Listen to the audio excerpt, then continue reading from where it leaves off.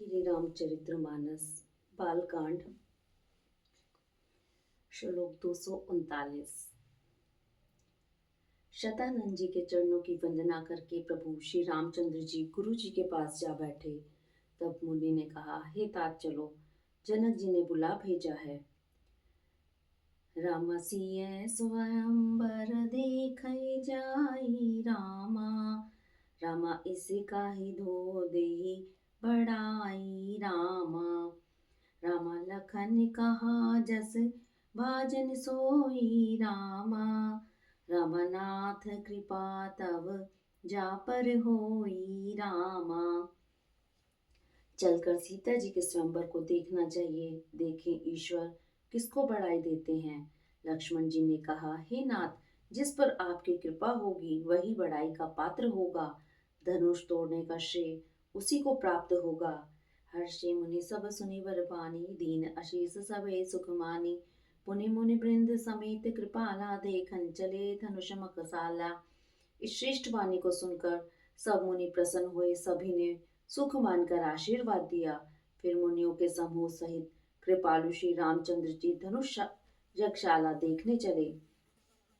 रंग भूमि आए दो भाई, अति सुधि सब पुरवास न पाए। चले सकल गृह काज बिसारी, बाल जुबान जरठ नर नारी।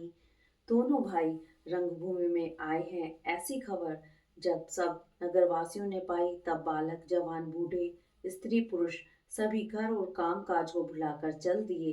देख जनक वीर बै भारी, सुचि सेवक सब लिए हंकारी। तुरत सकल लोगन पहि जाहु, आसन उचित देहु सब काहू। जब जनक जी ने देखा कि बड़ी भीड़ हो गई है, तब उन्होंने सब विश्वास पात्र सेवकों को बुलवा लिया और कहा, तुम लोग तुरंत सब लोगों के पास जाओ और सब किसी को यथा योग्य आसन दो। कही मृदु वचन विनीत, तीन बैठा रे नर नार। उत्तम मध्यम नीच लघु, निज निज दल अनुहार।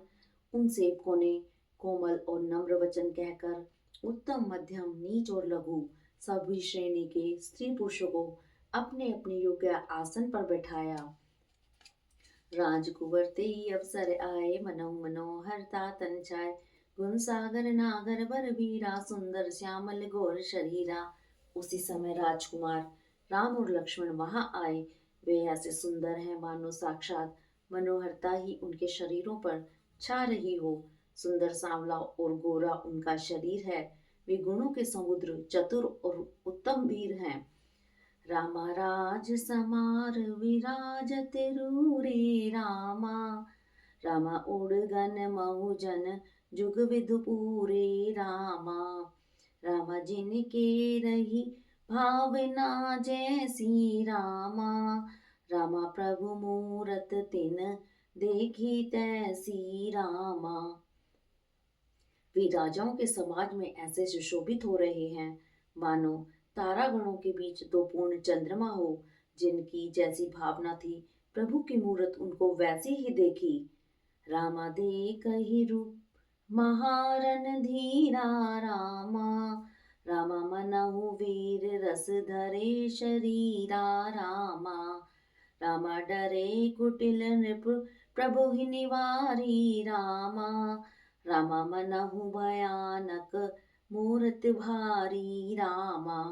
महान रणधीर राजा लोग श्री रामचंद्र जी के रूप को ऐसा देख रहे हैं मानो स्वयं वीर रस धारण किए शरीर बैठा हो। कुटिल राजा प्रभु को देखकर डर गए मानो बड़ी भयानक मूर्ति हो। रहे असुर छल गौनिप वेशा, तीन प्रभु प्रकट काल सम देखा। पुरवासिन देखे दो भाई, नरभूषण लोचन सुखदाई। छल से जो राक्षस वहां राजाओं के वेश में बैठे थे, उन्होंने प्रभु को प्रत्यक्ष काल के समान देखा। नगरवासियों ने दोनों भाइयों को मनुष्य के भूषण रूप और नेत्रों को सुख देने वाला देखा। नार विलोकई हर्ष हिय, निज निज रुचि अनुरूप। जन सोहत श्रृंगार धरी, मूरत परम अनूप। स्त्रियां हृदय में हर्षित होकर अपनी अपनी रुचि के अनुसार उन्हें देख रही हैं, मानो श्रृंगार रस ही परम अनुपम मूर्ति धारण किए सुशोभित हो रहा हो। विदूषण प्रभु विराट में अधीसा, बहुमुख कर पग लोचन सीसा। जनक जाति अवलोकहि कैसे, सजन सगे प्रिय लागहि जैसे। विद्वानों को प्रभु विराट रूप में दिखाई दिए, जिसके बहुत से मुंह, हाथ, पैर, नेत्र और सिर हैं। जनक जी के सजातीय प्रभु को किस तरह देख रहे हैं, जैसे सगे सज्जन प्रिय लगते हैं। सहित विदे विलोक रानी, शिशु संप्रीत न जात बखानी। जोगिन परम तत्व में भाषा, शांत युद्ध शांत शुद्ध सम सहज प्रकाशा। जनक समेत रानियां उन्हें अपने बच्चे के समान देख रही हैं और उनकी प्रीति का वर्णन नहीं किया जा सकता। योगियों को वे शांत, शुद्ध, सम और स्वतः प्रकाश परम तत्व के रूप में दिखे। हरि भक्तन देखे दो भ्राता, इष्ट देव इव सब सुख दाता। राम ही चितव भाई जय सिया, सो स्नेह सुख नहीं कथनिया। हरि भक्तों ने दोनों भाइयों को सब सुखों के देने वाले इष्ट देव के समान देखा। सीता जी जिस भाव से श्री रामचंद्र जी को देख रही हैं, वह स्नेह और सुख तो कहने में भी नहीं आता। और अनुभवत न कही सकत सो, कवन प्रकार कहे कवि को। ऐ विधि राजा जस भाऊ, तई तस देखो कौशल राव। उस स्नेह और सुख का वे हृदय में अनुभव कर रही हैं, पर वे भी उसे कह नहीं सकती। फिर कोई कवि उसे किस प्रकार कह सकता है। इस प्रकार जिसका जैसा भाव था, उसने कौशलाधीश श्री रामचंद्र जी को वैसा ही देखा। राजत राज समाज महू, कौशल राज किशोर। सुंदर श्यामल गोर तन, विश्व विलोचन चोर। सुंदर सांवले और गोरे शरीर वाले तथा विश्व भर के नेत्रों को चुराने वाले कौशलाधीश के कुमार राज समाज में इस प्रकार सुशोभित हो रहे हैं। सहज मनोहर मूर्ति दो, कोटि काम उपमा लघु सो। शरद चंद निंदक मुख नीके, नीरज नैन भावते जी के। दोनों मूर्तियां स्वभाव से ही मन को हरने वाली हैं। करोड़ों कामदेव की उपमा भी उनके लिए तुच्छ है। उनके सुंदर मुख शरद पूर्णिमा के चंद्रमा की भी निंदा करने वाले हैं, और कमल के समान नेत्र मन को बहुत ही भाते हैं। चितवंचार मार मन हरनी, भावत हृदय जात नहीं बरनी। कल कपोल श्रुति कुंडल लोला, चिबुक अधर सुंदर मृदु बोला। सुंदर चितवन कामदेव की भी मन को हरने वाली है। वह हृदय को बहुत ही प्यारी लगती है, पर उसका वर्णन नहीं किया जा सकता। सुंदर गाल है, कानों में चंचल कुंडल है, ठोड़ी और अधर सुंदर है, कोमल वाणी है। कुमुद बंधु कर निंदक हासा, भ्रिकुट विकट मनोहर नासा। भाल विशाल तिलक झलकाहि, कच विलोक अली अवल लजाहि। हंसी चंद्रमा की किरणों का तिरस्कार करने वाली हैं। भौहें टेढ़ी और नासिका मनोहर है। ऊंचे चौड़े ललाट पर तिलक झलक रहे हैं, दीप्तिमान हो रहे हैं। काले घुंघराले बालों को देखकर भौरों की पंक्तियां भी लज्जा जाती हैं। पीत चौथ निज सिरन सुहाई को, कुसुम कलिम विच बीच बनाई। रे रेखे रुचिर कंबुकल ग्रीवा, जन त्रिभुवन सुषमा की सीवा। पीली कोनी टोपियां सिरों पर सुशोभित हैं, जिनके बीच बीच में फूलों की कलियां बनाई हुई हैं। शंख के समान गले में मनोहर 3 रेखाएं हैं, जो मानो तीनों लोकों की सुंदरता की सीमा है। कुंजर मणि कंठा कलिल उरन तुलसी का माल, वृषभ कंद के रीठवन बल निधि बाहु विशाल। हृदयों पर गजमुक्ताओं की सुंदर कंठे और तुलसी की मालाएं सुशोभित हैं। उनके कंधे बैलों के कंधे की तरह ऊंचे और पुष्ट हैं। खड़े होने की शान सिनकी सी है, और भुजाएं विशाल एवं बल की भंडार हैं। कटी तुनीर पीठ पट बांधे, कर सर सनुष बाम बर कांधे। पीत जगह उपवीत सुहाए, नक सिख मंजू महाछवि छाए। कमर में तरकस और पीताम्बर बांधे हैं, हाथों में बाण और बाएं सुंदर कंधों पर धनुष तथा पीले यज्ञोपीत सुशोभित हैं। नख से लेकर शिखा तक सब अंग सुंदर हैं, उन पर महान शोभा छाई हुई है। देख लोग सब भय सुखारे, एक टक लोचन चलत न तारे। हर्षे जनक देखे दो भाई, मुनिपद कमल गहे तब जाई। उन्हें देखकर सब लोग सुखी हुए। नेत्र एक टक हैं और तारे भी नहीं चलते। जनक जी दोनों भाइयों को हर्षित देखकर हर्षित हुए। तब उन्होंने जाकर मुनि के चरण कमल पकड़ लिए। करी विनती निज कथा सुनाई, रंग अवन सब मुनि दिखाए। जय तय जाय को वर दो, तह तह चकित चितव सबको। विनती करके अपनी कथा सुनाई और मुनि को सारी रंगभूमि दिखलाई। मुनि के साथ दोनों श्रेष्ठ राजकुमार जहाँ जहाँ जाते हैं वहाँ वहाँ सब कोई आश्चर्यचकित हो देखने लगते हैं। निज निज रुख रामई सब देखा, को न जान कछु मरम विशेषा। भली रचना मुनि ने प्रसन्न कहूँ, राजा मुदित महासुख लहऊ। सबने राम जी को अपनी अपनी और ही मुख किए देखा, परंतु इसका कुछ भी विशेष रहस्य कोई नहीं जान सका। मुनि ने राजा से कहा, रंगभूमि की रचना बड़ी सुंदर है। विश्वामित्र जैसे निस्पृह विरक्त और ज्ञानी मुनि से रचना की प्रशंसा सुनकर राजा प्रसन्न हुए और उन्हें बड़ा सुख मिला। सब मंचनते मंच एक सुंदर विशद विशाल, मुनि समेत दो बंधु तह बैठा रे महिपाल। सब मंचों से एक मंच अधिक सुंदर, उज्जवल और विशाल था। स्वयं राजा ने मुनि सहित दोनों भाइयों को उस पर बिठाया। प्रभु देख सब नृप हिय हारे, जन राकेश उदय बहतारे। असी प्रतीति सबके मन माही, राम चाप तो रब सकनाही। प्रभु को देखकर सब राजा हृदय में ऐसे हार गए जैसे पूर्ण चंद्रमा के उदय होने पर तारे प्रकाशहीन हो जाते हैं। सबके मन में ऐसा विश्वास हो गया कि रामचंद्र जी ही धनुष को तोड़ेंगे, इसमें संदेह नहीं। बिन भंजे भव धनुष विशाला, मैले सिय राम उर्माला। अस विचार गमनऊ घर भाई, जस प्रताप बल तेज गवाई। इधर उनके रूप को देखकर सबके मन में यह निश्चय हो गया कि शिव जी के विशाल धनुष को जो संभव है ना टूट सके, बिना तोड़े भी सीता जी श्री रामचंद्र जी के गले में जयमाला डालेंगी, अर्थात दोनों तरह से ही हमारी हार होगी और विजय श्री रामचंद्र जी के हाथ रहेगी।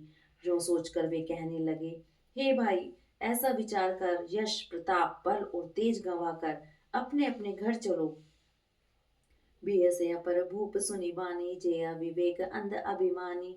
तोरव धनुष ब्याहु अवगाहा, बिन तोरे को कुंवर बिहाहा। दूसरे राजा जो अविवेक से अंधे हो रहे थे और अभिमानी थे, यह बात सुनकर बहुत हंसे। उन्होंने कहा, धनुष तोड़ने पर भी विवाह होना कठिन है, अर्थात सहज ही में हम जानकी जी को हाथ से जाने नहीं देंगे। फिर बिना तोड़े तो राजकुमारी को ब्याह ही कौन सकता है। एक बार कालौ किन हो, सिय हित समर जितब हम सो। यह सुनी अवर महीप मुसुकाने, धर्मशील हरि भगत सियाने।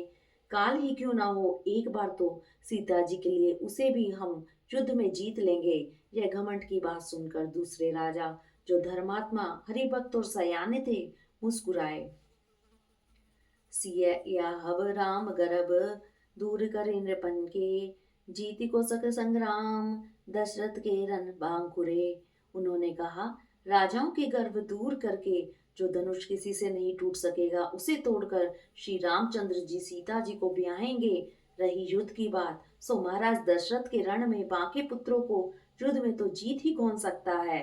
व्यर्थ मरहु जन गाल बजाई, मन मोदकन की भूख बुताई। सिख हमार सुन परम पुनीता, जगदम्बा जानहु जिय सीता। काल बजाकर व्यर्थ ही मत मरो, मन के लड्डुओं से भी कहीं सुख भूख बुझती है। हमारी परम पवित्र सीख को सुनकर सीता जी को अपने जी में साक्षात जगत जननी समझो। उन्हें पति रूप में पाने की आशा एवं लालसा छोड़ दो। जगत पिता रघुपति विचारी, भरे लोचन छबिलेहु निहारी। सुंदर सुखद सकल गुण राशि, ए दो बंधु शंभु उर्वासी।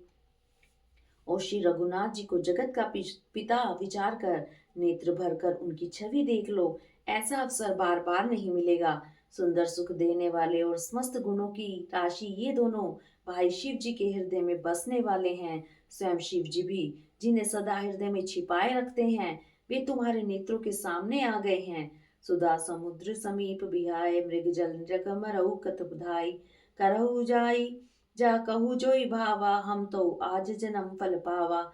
समीप आयो ए भगवत दर्शन रूप अमृत के समुद्र को छोड़कर तुम जगत जननी जानकी को पत्नी रूप में पाने की दुराशा रूप मिथ्या मृग जल को देखकर दौड़कर क्यों मरते हो।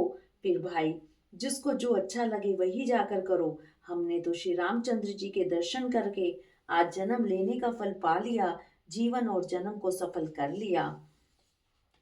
अस कई भले भूप अनुरागे, रूप अनुफिलोकन लागे। देखई सुर नभ चढ़े विमाना, वर्षई सुमन करहि कल गाना। ऐसा कहकर अच्छे राजा प्रेम मग्न होकर रघुनाथ जी का अनुपम रूप देखने लगे। मनुष्य की तो बात ही क्या, देवता लोग भी आकाश से विमानों पर चढ़े हुए दर्शन कर रहे हैं और सुंदर गान करते हुए फूल बरसा रहे हैं। जान सुअवसर सिय तब पठई जनक बोलाए, चतुर सखी सुंदर सकल सादर चली लवाए। तब सुअवसर जानकर जनक जी ने सीता जी को बुला भेजा। सब चतुर और सुंदर सखियां आदर पूर्वक उन्हें लिवा चली। सिय शोभा नहीं जाए बखानी, जगदम्बिका रूप गुण खानी। उपमा सकल मोहि न गुजा लागी, प्राकृतिक नार अंग अनुरागी। रूप और गुणों की खान जगत जननी जानकी जी की शोभा का वर्णन नहीं हो सकता। उनके लिए मुझे काव्य की सब उपमाएं तुच्छ लगती हैं, क्योंकि वे लौकिक स्त्रियों के अंगों से अनुराग रखने वाली हैं। अर्थात वे जगत की स्त्रियों के अंगों को दी जाती हैं। काव्य की उपमाएं सब त्रिगुणात्मक माइक जगत से ली गई हैं। उन्हें भगवान की स्वरूपा शक्ति श्री जानकी जी के अप्राकृतिक चिन्ह में अंगों के लिए प्रयुक्त करना, उनका अपमान करना और अपने को उपहासपद बनाना है। सिय बरनते उपमा देई को कवि काय अजस को ले, जो पट रही स्त्रिय समसिया जग असी, जो बत कहाँ कमनिया। सीता जी के वर्णन में उनकी उपमा को देकर कौन कुकवि कहलाए और अपयश का भागी बने। अर्थात सीता जी के लिए उन उपमाओं का प्रयोग करना सुकवि के पद से च्युत होना और अपकीर्ति मोल लेना है। कोई भी सुकवि ऐसी नादानी एवं उचित कार्य नहीं करेगा। यदि किसी स्त्री के साथ सीता जी की तुलना की जाए तो जगत में ऐसी सुंदर युवती है ही कहाँ जिसकी उपमा उन्हें दी जाए। गिरा मुखर्तन अरद भवानी, रति अति दुखित अतन पति जानी, विष बारुनि बंधु प्रिय जेहि, कही रमा सम किम दे विदेही। पृथ्वी की स्त्रियों की तो बात ही क्या, देवताओं की स्त्रियों को भी यदि देखा जाए तो हमारी अपेक्षा कहीं अधिक दिव्य और सुंदर हैं। तो उनमें सरस्वती जी तो बहुत बोलने वाली हैं। पार्वती अर्धांगिनी हैं, अर्थात अर्ध नारीश नारी नटेश्वर के रूप में उनका आधा ही अंग स्त्री का है, शेष आधा अंग पुरुष शिव जी का है। कामदेव की स्त्री रति पति को बिना शरीर का जानकर बहुत दुखी रहती है और जिनके विष और मद जैसे समुद्र से उत्पन्न होने के नाते प्रिय भाई हैं, उन लक्ष्मी के समान जो जानकी जी को कहा ही कैसे जाए। जो छवि सुधा पयो निधि होई, परम रूप में कच्छप जो सोई। शोभा रज मंदर सिंगारू, मथे पान पंकज निज मारू। जिन लक्ष्मी जी की बात ऊपर कही गई है वे निकली ही कार्य समुद्र से, जिनको मतने के लिए भगवान ने अति ककर्ष पीठ वाले कच्छप का रूप धारण किया। रस्सी बनाई गई, महान विषधर वासुकी नाग की मथानी का कार्य किया। अतिशय कठोर मंद्राचल पर्वत ने उसे मथा। सारे देवताओं और दैत्यों ने मिलकर जिस लक्ष्मी जी को अतिशय शोभा की खान और अनुपम सुंदरी कहते हैं, उनको प्रकट करने में हेतु बने ये सब असुंदर एवं स्वाभाविक ही कठोर उपकरण। ऐसे उपकरणों से प्रकट हुई लक्ष्मी श्री जानकी जी की समता को कैसे पा सकती हैं। हाँ, इसके विपरीत यदि छवि रूपी अमृत का समुद्र हो, परम रूप में कच्छप हो, शोभा रूप रस्सी हो, श्रृंगार रस पर्वत हो तथा उस छवि के समुद्र को स्वयं कामदेव अपने ही कर कमल से मथे। एहि विधि उपजे लक्ष्य सब, सुंदरता सुख मूल। तदपि सकोच समेत कवि कहे सिय समतूल। इस प्रकार का संयोग होने से जब सुंदरता और सुख की मूल लक्ष्मी उत्पन्न हो तो भी कवि लोग उसे संकोच के साथ सीता जी के समान कहेंगे। चली संग ले सखी सयानी, गावत गीत मनोहर बानी। सोह नवल तन सुंदर सारी, जगत जननी अतुलित छवि भारी। सियानी सखियां सीता जी को साथ लेकर मनोहर वाणी से गीत गाती हुई चली। सीता जी के नवल शरीर पर सुंदर साड़ी सुशोभित है। जगत जननी की महान छवि अतुलनीय है। भूषण सकल सुदेश सुहाए, अंग अंग रचि सकिन बनाए। रंग भूमि जब सिय पगधारी, देख रूप मोहे नर नारी। सब आभूषण अपनी अपनी जगह पर शोभित हैं, जिन्हें सखियों ने अंग अंग में भली भांति सजाकर पहनाया है। जब सीता जी ने रंगभूमि में पैर रखा तब उनका दिव्य रूप देखकर स्त्री पुरुष सभी मोहित हो गए। हर्ष सुरन दुदुम्बी बजाई, बरस प्रसून अप्सरा गाई। पान सरोज सोजय माला, अवचट चितय सकल भूवाला। देवताओं ने हर्षित होकर नगाड़े बजाए और पुष्प बरसाकर अप्सराएं गाने लगी। सीता जी के कर कमलों में जयमाला सुशोभित है। सब राजा चकित होकर अचानक उनकी ओर देखने लगे। सिय चकित चित रामई चाहा, भये मोह बस सब नर नाहा। मुनि समीप दे देखे दो भाई, लगे ललक लोचन निधि पाई। सीता जी चकित चित से श्री राम जी को देखने लगी। तब सब राजा लोग मोह के वश हो गए। सीता जी ने मुनि के पास दोनों भाइयों को देखा तो उनके नेत्र अपना खजाना पाकर ललचाकर वहीं श्री राम जी में जा लगे स्थिर हो गए। गुरुजन लाज समाज बड़, देख सिय सकुचान। लाग विलोकन सकिन तन, रघुबीरई उर आन। परंतु गुरुजनों की लाज से तथा बहुत बड़े समाज को देखकर सीता जी सकुचा गई। वे श्री रामचंद्र जी को हृदय में लाकर सखी की ओर देखने लगी। रामा राम रूप और सिय छवि देखे रामा। रामा नर नारिन परिहरी निमेषे रामा। रामा सोचहि सकल कहत सकुचाही रामा। रामा विधि सन विनय करहि मन माही रामा। श्री रामचंद्र जी का रूप और सीता जी की छवि देखकर स्त्री पुरुषों ने पलक मारना छोड़ दिया। सब एकटक उन्हीं की ओर देखने लगे। सभी अपने मन में सोचते हैं पर कहते सकुचाते हैं। मन ही मन वे विधाता से विनय करते हैं। हर विधि बेग जनक जड़ताई, मति हमार असी देह सुहाई। बिन विचार पन तजे नर नाहु, सिय राम कर करे विवाहु। हे विधाता, जनक की मूढ़ता को शीघ्र हर लीजिए और हमारी ही ऐसी सुंदर बुद्धि उन्हें दीजिए कि जिससे बिना ही विचार किए राजा अपना प्रण छोड़कर सीता जी का विवाह राम से कर दें। जगबल कही भाव सब खाऊ, हटकीन अंतहु दाहु। एहि लालसा मगन सब लोगु, बर सांवरो जानकी जोगु। संसार उन्हें भला कहेगा क्योंकि यह बात सब किसी को अच्छी लगती है। हट करने से अंत में भी हृदय जलेगा। सब लोग इसी लालसा में मग्न हो रहे हैं कि जानकी जी की योग्य वर तो यह सांवला ही है। तब बंदीजन जनक बुलाए, विरिदावली कहत चली आए। कह नृप जाए कहो पन मोरा, चले भाटिय हर्ष न थोरा। तब राजा जनक ने बंदीजनों को बुलाया। वे वंश की कीर्ति गाते हुए चले आए। राजा ने कहा, जाकर मेरा प्रण सबसे कहो। भाट चले उनके हृदय में कम आनंद न था। बोले बंदी वचन वर, सुनऊ सकल महिपाल। पन विदेह कर कही हम, भुजा उठाए विशाल। भाटों ने श्रेष्ठ वचन कहा, हे पृथ्वी की पालना करने वाले सब राजागण सुनिए। हम अपनी भुजा उठाकर जनक जी का विशाल प्रण कहते हैं। नृप भुजबल विदु शिवधन राहु, गरुड़ कठोर विदित सब काहू। रावण बाण महाभट भारे, देख सरासन गवई सिधारे।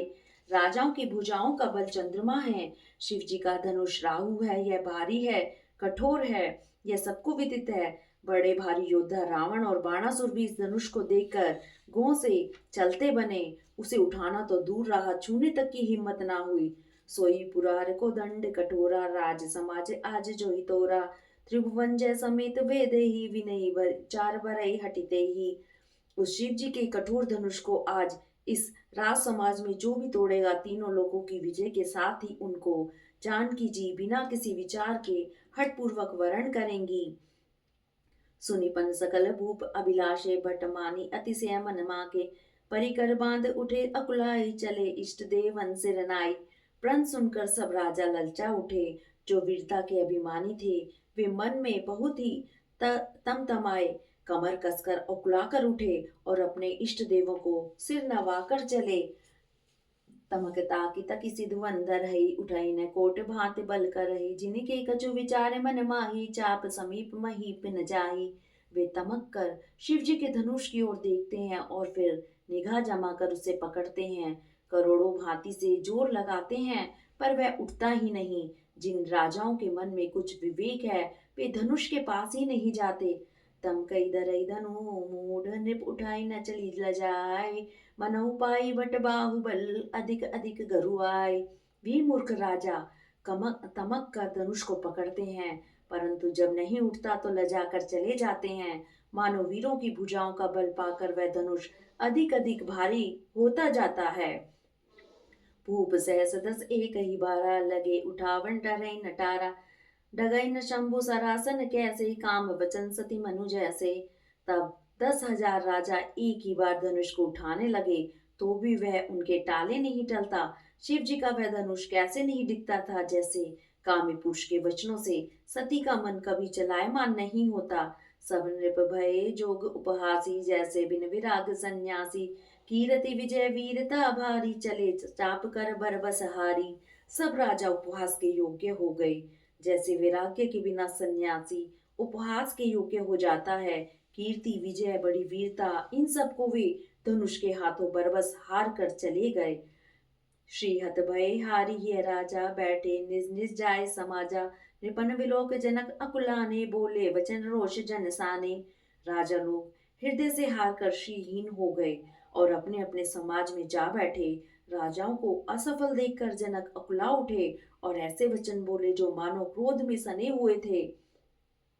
दीप दीप के भूपति नाना, आए सुनी हम तो पन ठाना। देव धनुष धरी मनुष्य शरीरा, विपुल वीर आए रणधीरा। मैंने जो प्रण ठाना था उसे सुनकर दीप दीप के अनेकों राजा आए। देवता और दैत्य भी मनुष्य का शरीर धारण करके आए और बहुत से रणधीर वीर आए। कुंवरी मनोहर विजय बड़ी कीर्ति, अति कमनीय। पावनिहार विरच जनु, रचे उन धन दमनीय। परंतु धनुष को तोड़कर मनोहर कन्या बड़ी विजय और अत्यंत सुंदर कीर्ति को पाने वाला मानो ब्रह्मा ने किसी को रचा ही नहीं। कहू का यह लाभ न भावा, काऊ न शंकर चाप चढ़ावा। रहु चढ़ाऊ तोरब भाई, तिल भरी भूमि न सके चढ़ाई। कहिए यह लाभ किसको अच्छा नहीं लगता, परंतु किसी ने भी शंकर जी का धनुष नहीं चढ़ाया। अरे भाई, चढ़ाना और तोड़ना तो दूर, कोई तिल भर उसे भूमि से भी न छुड़ा सका। अब जन कोई माँ के बटमानी, वीर विहीन मही मैं जानी। तजहु वास निज निज ग्रह जाऊ, लिखा न विधि विदेही विवाहु। अब कोई वीरता का अभिमानी नाराज ना हो। मैंने जान लिया पृथ्वी वीरों से खाली हो गई। अब आशा छोड़कर अपने अपने घर जाओ। ब्रह्मा ने सीता का विवाह लिखा ही नहीं। सुकृत जाय जो बनो परिहरऊ, कुंवरी कुंवरी रहु का करऊ। जो जानऊ बिन भट सुबि भाई, तो पुनि करी होतउ न आसाई। यदि प्रण छोड़ता हूँ तो पुण्य जाता है, इसलिए क्या करूं, कन्या कुंवारी ही रहे। यदि मैं जानता कि पृथ्वी वीरों से शून्य है, तो प्रण करके उपहास का पात्र न बनता। जनक वचन सुनि सब नर नारी, देख जान कई भय दुखारी। माँ के लखन कुटिल भई बोहे, रद पट फरकत नयन सी होए।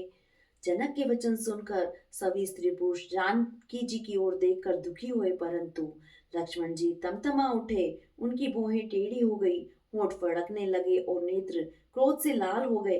कही न सकत रघुवीर, डर लगे वचन जनवान। नाई राम पद कमल सिर, बोले गिरा प्रणाम। श्री रघुवीर जी के डर से कुछ कह तो सकते नहीं, पर जनक के वचन उन्हें बाण से लगे। जब न रह सके तब श्री रामचंद्र जी के चरण कमलों में सिर नवाकर वे यथार्थ वचन बोले। रघुबंशी महु जय कोई होई, तेई समाज अस कहे न कोई। कहे जन्म जसि अनुचित वाणी, विद्यमान रघुकुल मनि जानी। रघुवंशी में कोई भी जहाँ होता है उस समाज में ऐसे वचन कोई नहीं कहता जैसे अनुचित वचन रघुकुल शिरोमणि श्री रामचंद्र जी को उपस्थित जानते हुए भी जनक जी ने कहे हैं। सुनऊ भानुकुल पंकज भानु, कहो जुभाव न कछु अभिमानु। जो तुम्हारे अनुशासन पाओ, कंदुक इव ब्रह्मांड उठाओ। हे सूर्य कुल रूपी कमल के सूर्य सुनिए, मैं स्वभाव से ही कहता हूँ, कुछ अभिमान करके नहीं। यदि आपकी आज्ञा पाऊं तो मैं ब्रह्मांड को गेंद की तरह उठा लूं। कांचे घट जिमि डारो फोरी, सकहु मेरु मूलक जिमि तोरी। तव प्रताप महिमा भगवाना, को बापुरो पिनाक पुराना। और उसे कच्चे घड़े की तरह फोड़ डालूं। मैं सुमेरु पर्वत को मूली की तरह तोड़ सकता हूँ। हे भगवान, आपके प्रताप की महिमा से यह बेचारा पुराना धनुष तो कौन चीज है। नाथ जाने अस आयस होई, कौतुक करो विलोकई सो। कमल लाल जिमि चाप चढ़ावो, जो जन सत प्रणाम ले धावो। ऐसा जानकर हे नाथ, आज्ञा हो तो कुछ खेल करूं। उसे भी देखे, धनुष को कमल की डंडी की तरह चढ़ाकर उसे 100 योजन तक दौड़ा लिए चला जाऊं। हरिओम तत्सत, हरिओम तत्सत। राम सिया राम जय जय राम। राम सिया राम जय जय राम। मंगल भवनिहा मंगलहारी, धरहु सुदशरथ अजर बिहारी। सिया राम जय जय राम। राम सिया राम जय जय राम।